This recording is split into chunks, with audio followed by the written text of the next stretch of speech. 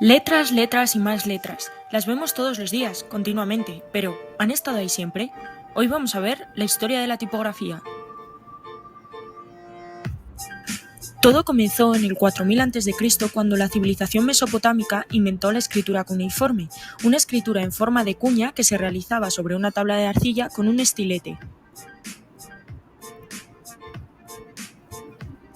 En el 1600, los fenicios sentaron las bases de nuestro alfabeto actual, con 22 símbolos fonéticos, todos consonantes, que al combinarlos formaban palabras.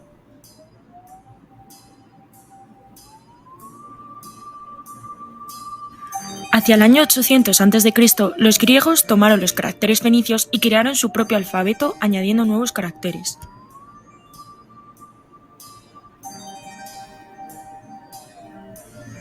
Ya con la escritura formalizada en el 500 a.C., los romanos formaron el alfabeto actual de 26 letras. El característico estilo de las letras mayúsculas que usaban los romanos al grabar en piedra sentó la base para la creación de futuras tipografías como la Times New Roman o la Trajan. Fue también con los romanos con quien aparece la famosa figura del ampersand, la cual surge de la conjunción latina et, que se traduce al español como y. En el periodo del Imperio Carolingio, hacia el año 800, Alcuino de York, abadesa Martín de Tours junto con otros monjes, diseñaron un sistema de letras que incluía letras de caja alta y baja, es decir, lo que hoy conocemos como las mayúsculas y las minúsculas. Con la caída del Imperio de Carlomagno hubo una división entre las letras empleadas en el norte de Europa y los países de la franja del Mediterráneo.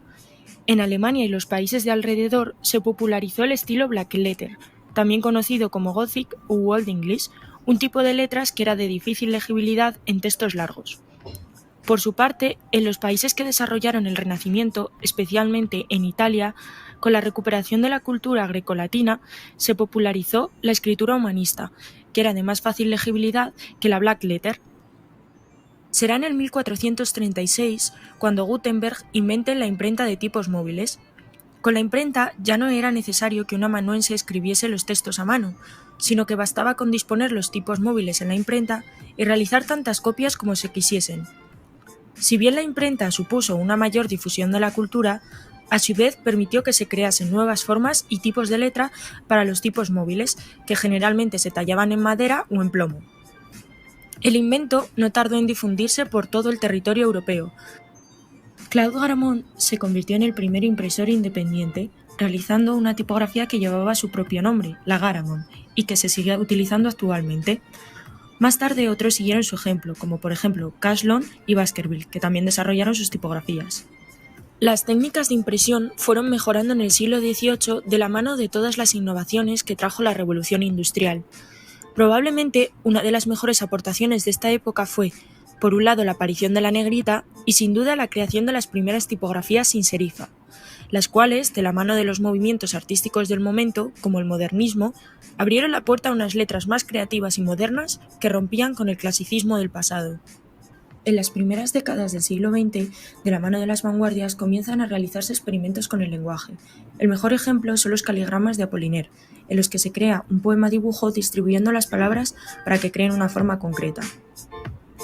Por otro lado, en el ambiente de la Bauhaus se desarrollaron tipografías con un marcado carácter geométrico, como la futura de Paul Renner. En los 50, por influencia de estas tipografías y de otras realizadas en la Bauhaus, aparece el movimiento tipográfico suizo, cuya creación más importante fue la tipografía helvética, utilizada desde entonces innumerables veces hasta el punto de convertirse en un tópico. Las nuevas invenciones tipográficas de este periodo no solo respondían a cambios estilísticos, sino también a necesidades tecnológicas. En 1966, Adrian Frutiger y el USA Bureau of Standards diseñaron una tipografía para el procesamiento de documentos en bancos y tarjetas de crédito. Se trata de caracteres dispuestos en una rejilla de 4×7 de fácil legibilidad para el escáner. Con el desarrollo de los ordenadores, el lenguaje PostScript y el OpenType, en los últimos años no solo han aparecido más tipografías, sino que también se ha abierto paso a la experimentación con formas, la pérdida de legibilidad, el lettering y la recuperación incluso de la caligrafía tradicional. Desconocemos el rumbo que tomarán las letras, pero es difícil pensar que incluso en un mundo en el que la imagen va ganando más y más importancia, la fuerza de las palabras llegue a desaparecer.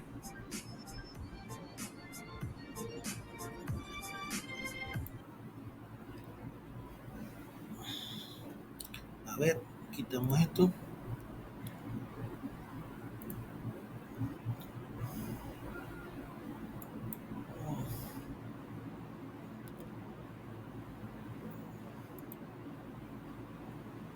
Sí.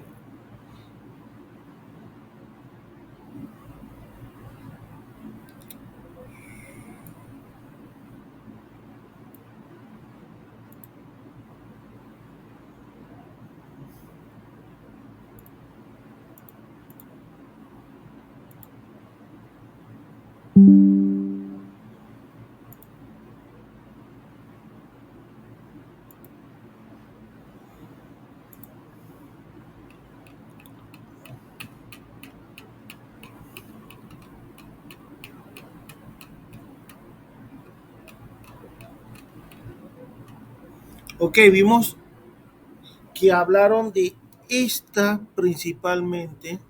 ¿Vieron? Aquí hay 4 letras que fueron un movimiento.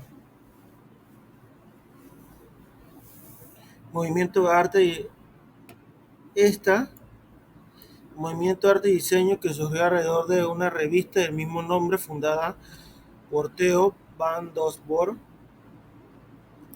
La Bauhaus, bueno, el constructivismo, movimiento de arte moderno nacido en Moscú en 1920, que se caracterizó por el empleo de materiales industriales como el vidrio, lámina metálica, plástica para crear objetos no representativos y a menudo geométricos.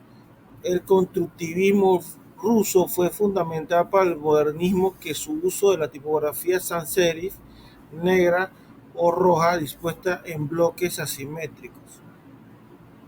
La Bauhaus, que es vamos a buscarla aquí, eso es un movimiento muy fuerte que hubo.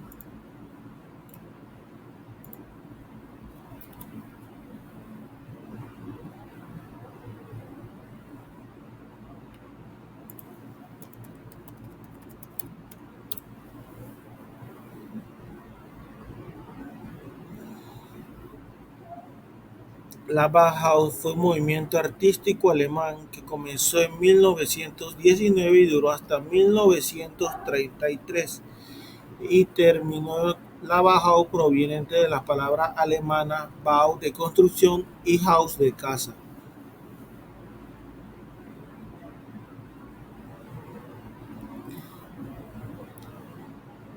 Y representa la escuela de arquitectura, o sea, de arquitectura, diseño, artesanía, arte fundada hace un siglo por Walter Gropius en Alemania y cerrada por los nazis los nazis 14 años después. Pero ese es un movimiento que vemos en las bases de los diseños.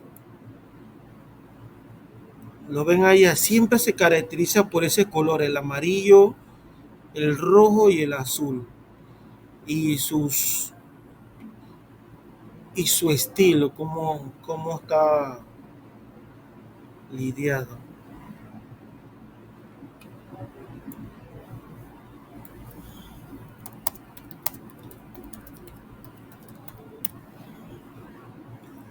Este es uno de los estilos. ¿Lo ven allá? No sé si se ve. Oye, pero está. ¿Vieron cómo es usado? Es ese estilo como. Esas son letras Bauhaus. Al final voy a preguntar qué significa Bauhaus. A ver si se recuerdan qué significa. ¿Ven? Hay diferentes tipos. La tipografía Bauhaus se utiliza mucho. Ok, hay que seguir porque la Bauhaus tiene algo muy importante, pero si no sabemos de dónde salen estas, ¿Dónde estás? Aquí. Estas son muy importantes. Tener.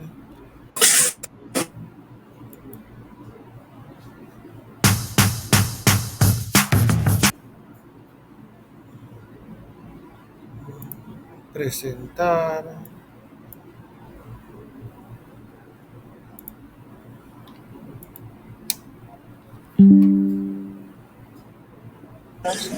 ¿Se ve allá? Sí, profe. Sí, profe.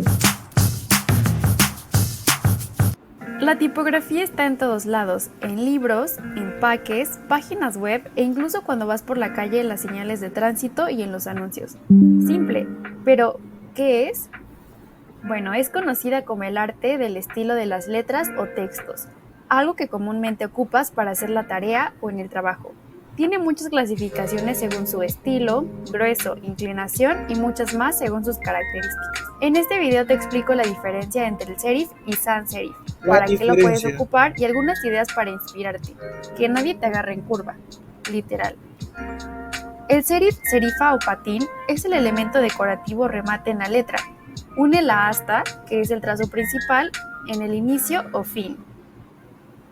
Por eso se le da el nombre de tipografía serif. Estas tipografías son las más adecuadas para grandes textos, ya que a una escala menor son legibles y nos ayudan a no perder el hilo del texto.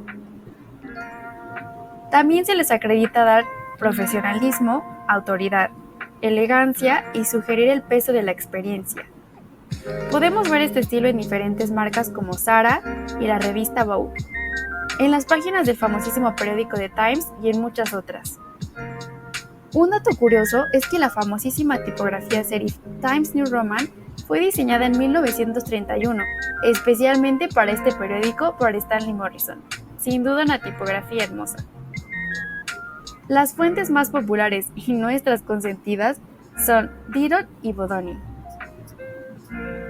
Por otro lado, las fuentes que carecen de estos elementos o remates se les conoce como sans serif y son ideales para pantalla.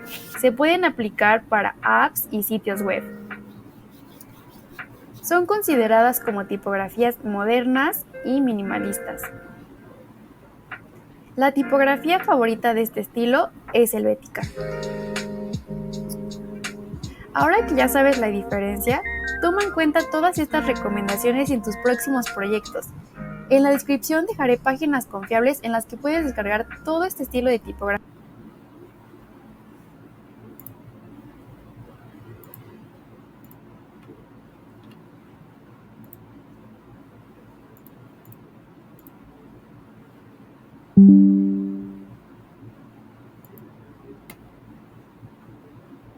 Ok.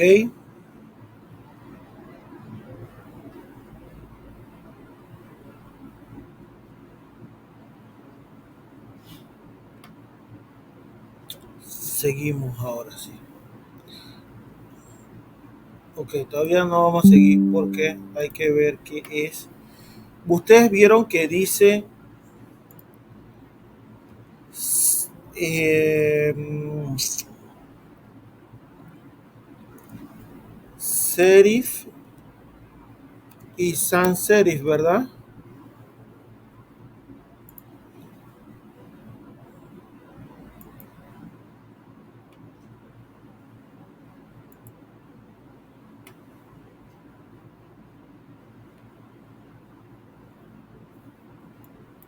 Estas son serif y estas son sans serif, pero ok, se le llama así, pero también, míralas, aquí están, pero también se le llama palo seco.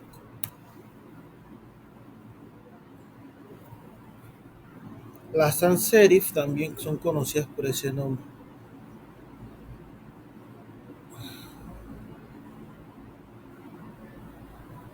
Son sans serif.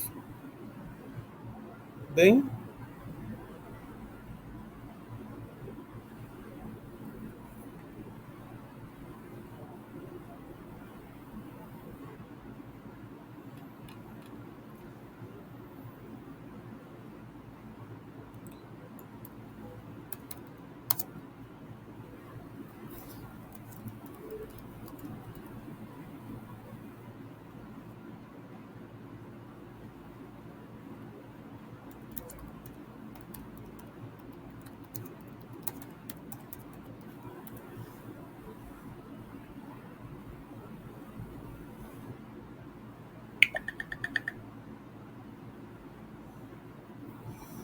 Hay cuatro tipos más comunes. Son serifa, palo seco, sin serif, itálica y bueno, esta display también, pero script también es una. Depende mucho de lo que es, pero vamos a seguir con lo que es la de Bauhaus. Ok, la de Bauhaus, ¿qué sería para ustedes?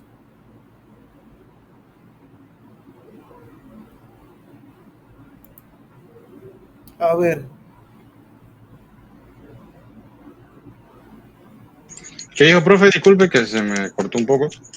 ¿qué sería el movimiento en la tipografía Bauhaus? Serif, sans serif, Sans serif, ¿no? No tiene serifas. exactamente. Sans serif. Anótenlo por ahí que voy a preguntar ahora cualquiera.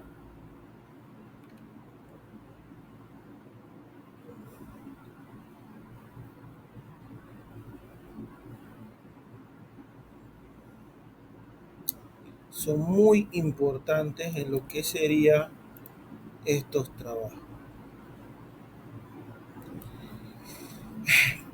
La dictadura nazi. La dictadura de Fugger promovió activamente la tipografía Black Letter. ¿Cuál sería esa como el estilo de las letras oficiales de Alemania, vinculada a la idea nostálgica de la cultura alemana? En 1941 fue proscrita y sustituida por el tipo romano.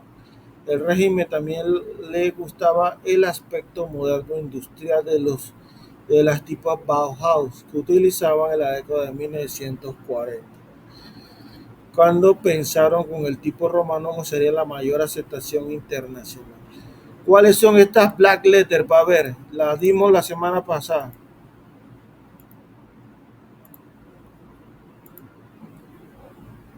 Y el video también los dio. A ver. La tipografía gótica. Exactamente. Los que no saben, anótenlo porque después voy a hacer preguntas y después dicen que no, el profesor nos dijo.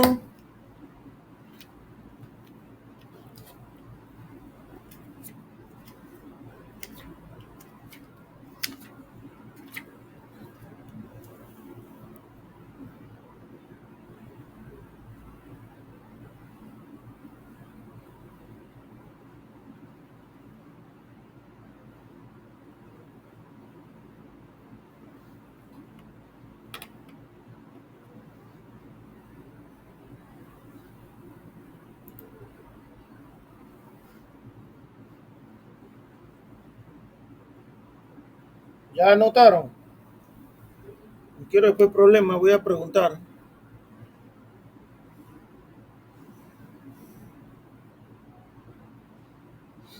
Miren, es la que se utilizaba.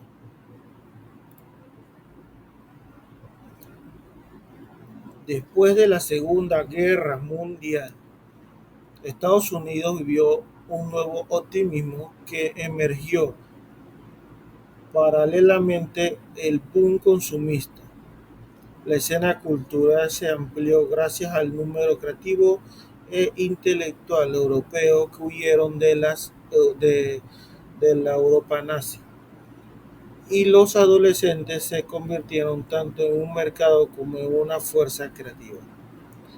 Los diseños fueron cada vez más elaborados con colores vivos que celebraban la vida, la demanda de las opciones y la aparición de la fotocomposición favorecería el desarrollo de la tipografía.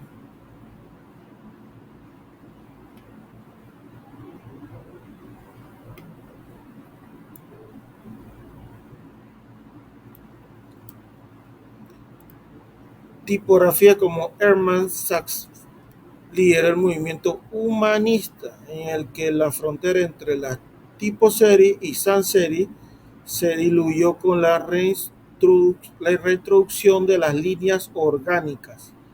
las fuentes humanistas. Se basaba en la tipografía de los romanos clásicos, pero sin remates. ¿Ok?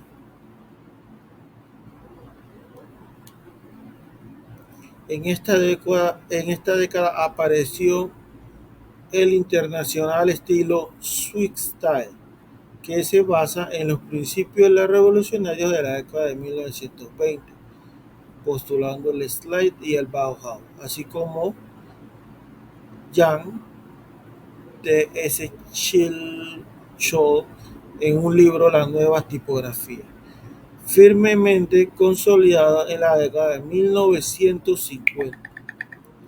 Las rejillas, los principios matemáticos, la matemática, ornamentación, la tipografía sin serif se convirtió en algo normal. A medida que la tipografía evolucionó para representar una utilidad universal para que una forma de expresión personal.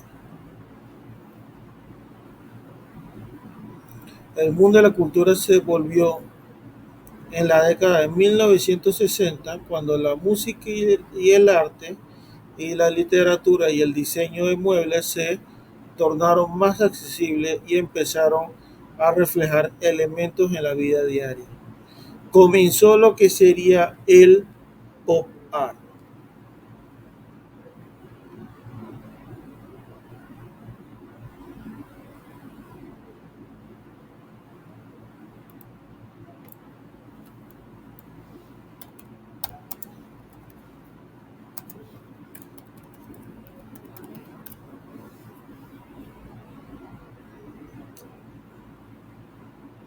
¿Lo ven allá? Sí, profe. Sí, profe. Sí, profe. Estas eran las letras que fueron entrando a partir del pop art, ¿ok? Los colores, si ven los colores, cómo se manejaban, era lo que influenciaba mucho en ese tiempo. Bueno, ahí mismo lo dice, al final el movimiento hippie en contra del sistema a favor del pacifismo, el origen de... ¿Sabe quién que eran hippies, no? Voy a enseñarles que eran hippies para que vean después que no saben nada.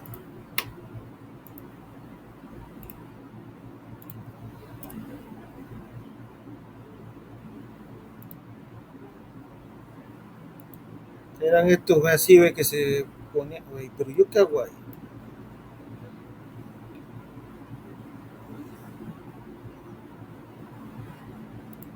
Paz y amor, tú lo ves que se vestían así.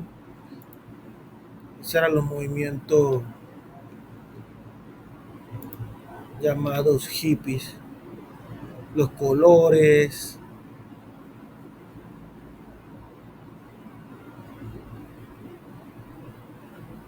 Fue un movimiento medio raro, pero la verdad que no, que en ese movimiento, lo que quedó de verdad de ese movimiento fue ni para los cómics, pero quedó fue los colores que utilizaban en sí, pero ese movimiento no fue tan destacado.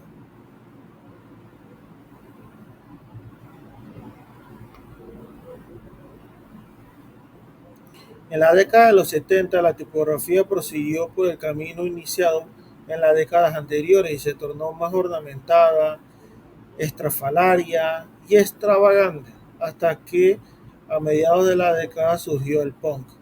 El movimiento rechazó el carácter decadente y ornamental de la música y moda y abogaba por desechable y estridente. Se fundó en Nueva York con un objetivo comercializado, nuevos diseños, tipos, pero tampoco fue algo que marcó tanto la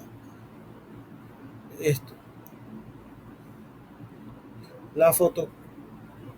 La fotocomposición avanzó en la década de 1960 y facilitó la copia y reproducción de fuente.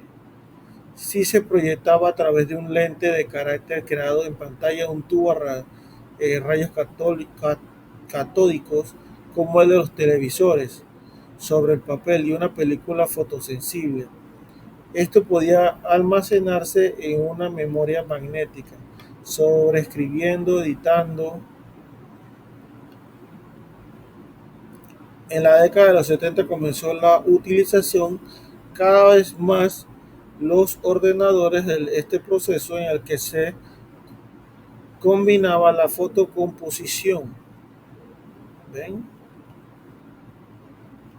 La verdad es que fue un desarrollo a la cual que fue entrando hasta la época de 1980, después de la Segunda Guerra Mundial, que se vio la verdad un cambio en lo que sería la tipografía ya, porque ya se había demasiado, ya se había desarrollado la tipografía y estaban buscando otros métodos mucho más para la tipografía. Aquí fue muy importante porque vino este señor, bueno, Steve Jobs. Macintosh revolucionó el mundo de los ordenadores personales y crear presentaciones gráficas fáciles de usar que, a diferencia de IBM, ocultaban las operaciones. El procesador de la vista del usuario, en consecuencia de la producción de tipo, pasó de estar a manos de los componedores profesionales a estar bajo el control de los diseñadores. ¿Escucharon? Ya no era, porque en verdad la tipografía, cuando llegó al punto de los ordenadores, estaba en verdad a mano de la gente de sistema, de los que creaban las computadoras. Pero ya cuando fue un dominio más abierto, lograron que no solo los de sistemas supieran lo de tipografía, sino nosotros los diseñadores.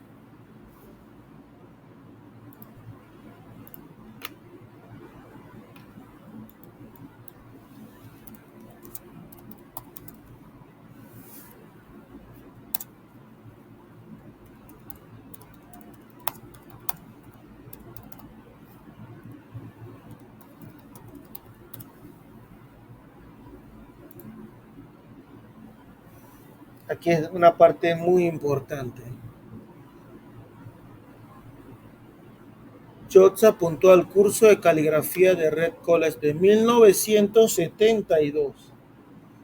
El fundador de Apple se apuntó en un curso de caligrafía en la universidad, donde aprendió a apreciar las tipografías que más tarde instaló en sus primeras máquinas Macintosh. ¿Vieron?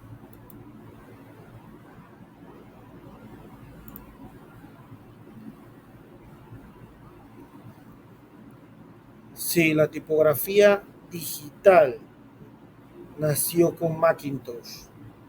Steve Jobs fue definitivamente su padre y fue el mismo quien se encargó de reconocerlo y difundirlo, la historia detrás de la creación y el famoso discurso que brindaría en la Universidad de Stanford en 2005.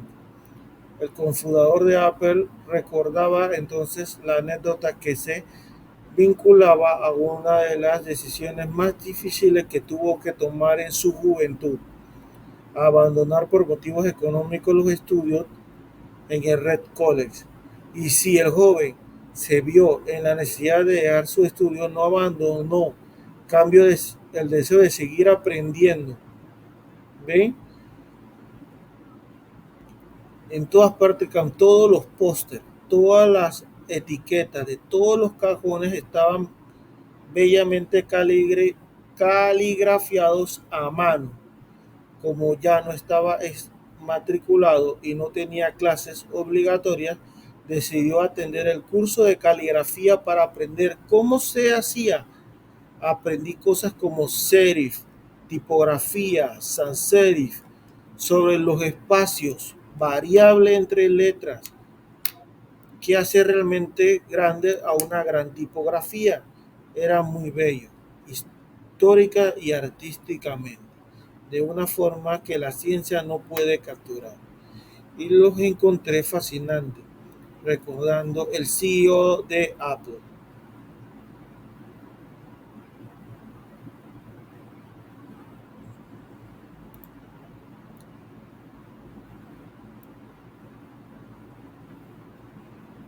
Bueno, vieron que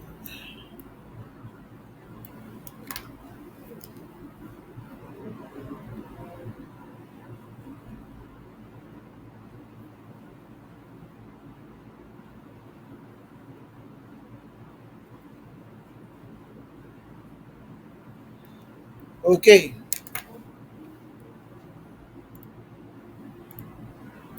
preguntas.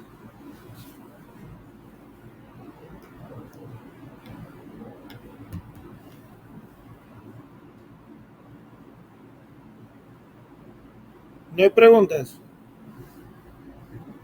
Profe, de la sans serif hay una tipografía como que la representa bastante, ¿no? Que es la helvética. De la serif hay una. La Tiny Roman, Ah, ok. la romana. Esa es. Te la ven llena de colitas cuando hacen las cosas. Esa es.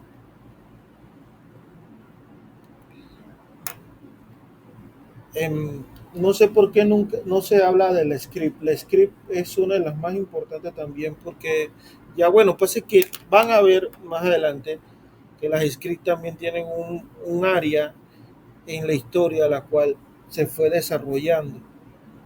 Hoy en día es una de las también muy buscadas, pero sí, había un desarrollo ya de las letras que, que marcó.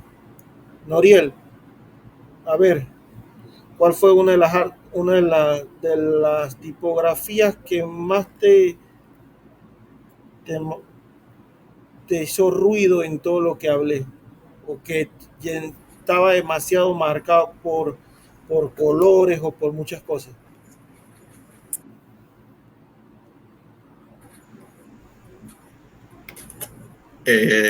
Las de colores, Ajá, la pop art. pop art.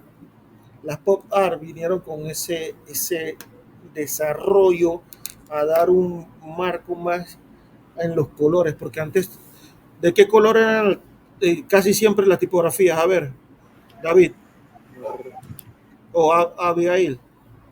Negras. Exacto, negras. No había colores así para eso. Y se desarrolló entonces con lo que serían los colores. Pero claro, básicamente fue algo que marcó mucho la diferencia entre la black letter. David, ¿cuáles son las black letter? David, En forma de... tienen una forma ahí distintiva, ¿cuáles son? como con una punta. Black letter, ¿cuáles son? No sabes, David. ¿Ves? Tienes que prestar atención. A ver, ¿quién sabe cuáles son las black letter? Es que la verdad no escuché, pero sí vi La gótica, profe. La gótica. Eso, Carlos y Celine, las góticas. ¿Escuchaste, David? sí, profe, ¿Cuáles son, para ver? las góticas. Las Bauhaus, ¿qué son? Entre todas. Estilo. Sans serif, profe. ¿Ah? Sans serif. Exactamente. Sans serif. Fueron los primeras que trabajaron con esas líneas sans serif, las Bauhaus. Ok. Pero todas vieron el desarrollo porque nosotros vimos desde el pasado, pero esta fue como un movimiento que se fue armando de los años 50, no, miento, desde la Segunda Guerra Mundial. ¿Y de cuáles eran las letras que utilizaban mucho los nazis?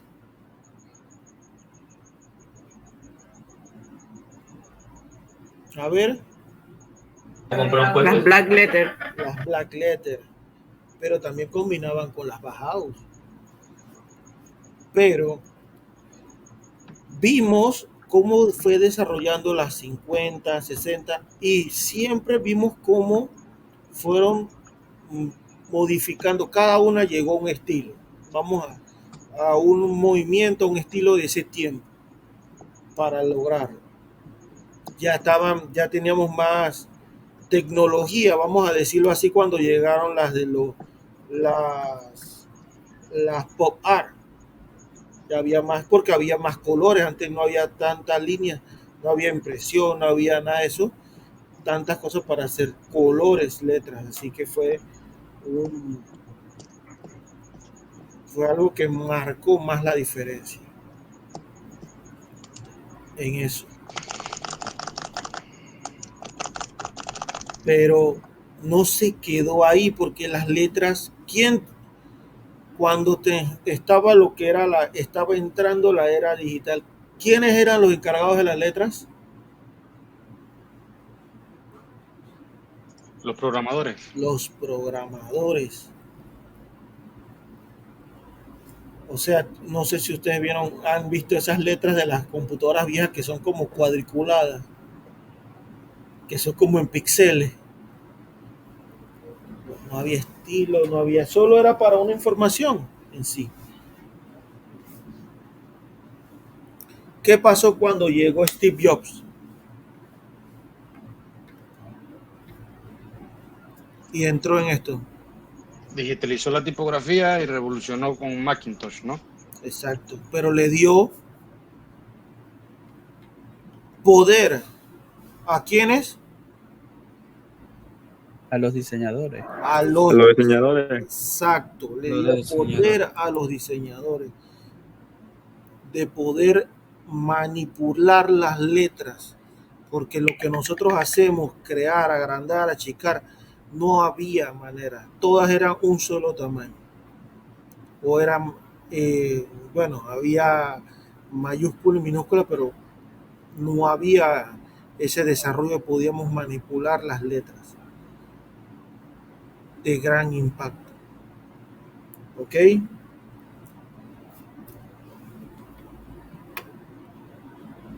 Tarea, quiero que me hagan una cronología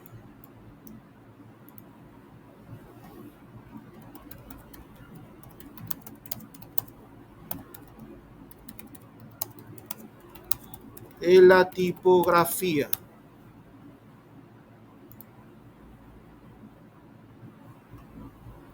¿La ven allá? No sé si se ve allá. Es que no sé por qué esta pantalla no se No, ahorita no se ve, no, profe.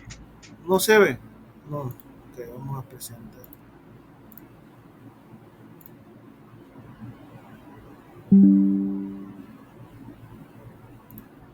¿Lo ven allá? Correcto, ahora sí.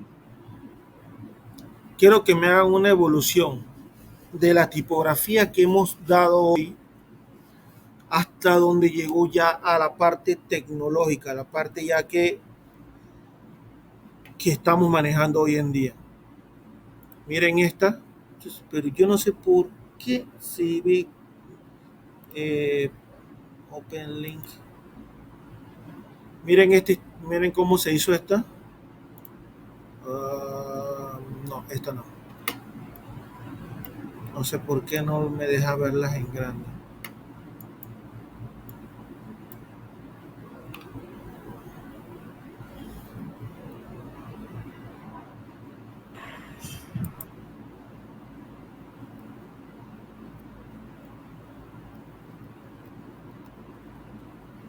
Aquí está. Ya. No sé qué toqué. La lupa.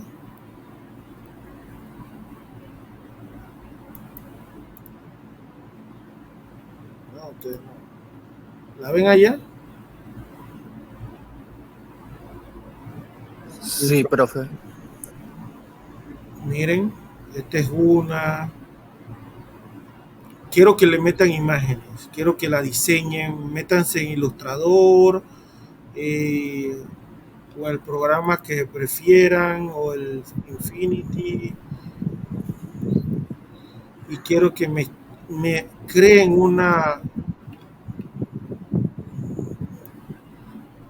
una cronología de cómo llegamos a las últimas de sistema ya Macintosh, ¿ok? Pero bien bonito, como un diseño, como diseño gráfico, ¿ok? Ok, profe. Profe, ¿desde qué década se empezaría? ¿Desde el 1900 o desde cuál? ¿Desde todo? No, vamos a hacerla desde 1917. Aquí. ¿Lo ven ahí? Correcto. Que para acá, ya bueno, aquí es el modernismo, pueden ponerle ahí, porque todo esto que nosotros vimos acá fue el pasado de donde se desarrolló, ¿no? Para llegar a estas.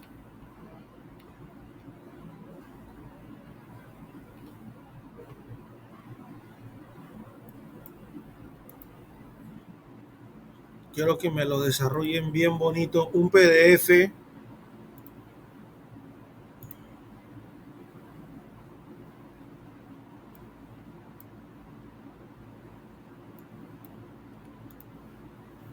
Tiren una línea. eh,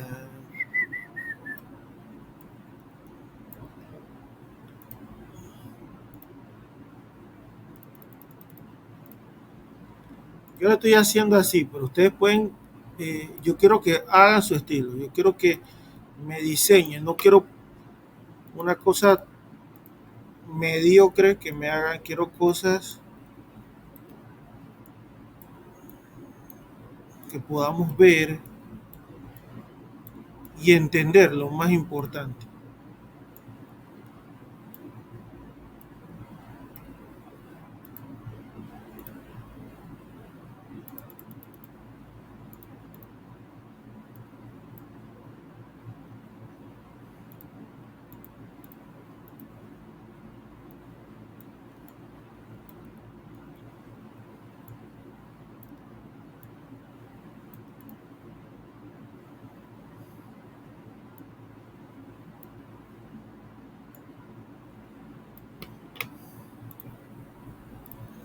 Yo estoy haciendo así, pero métanle cariño, métanle colores, métanle todo lo que ustedes quieran para que se vea.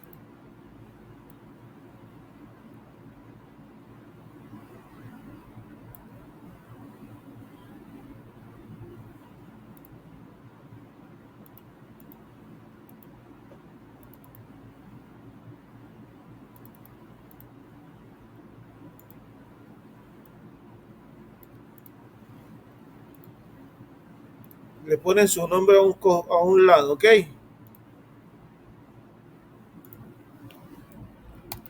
Ok, profe.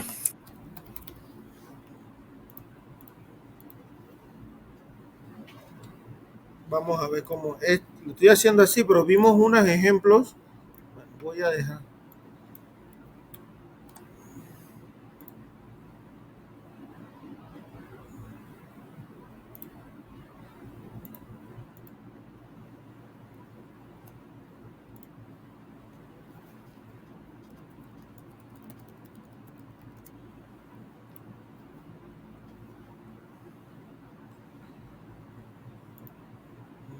¿Cuál es esta página?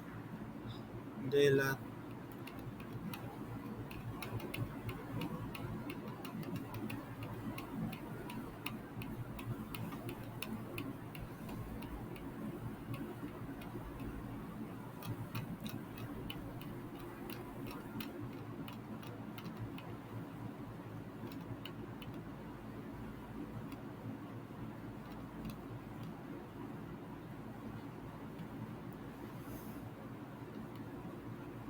De la 30.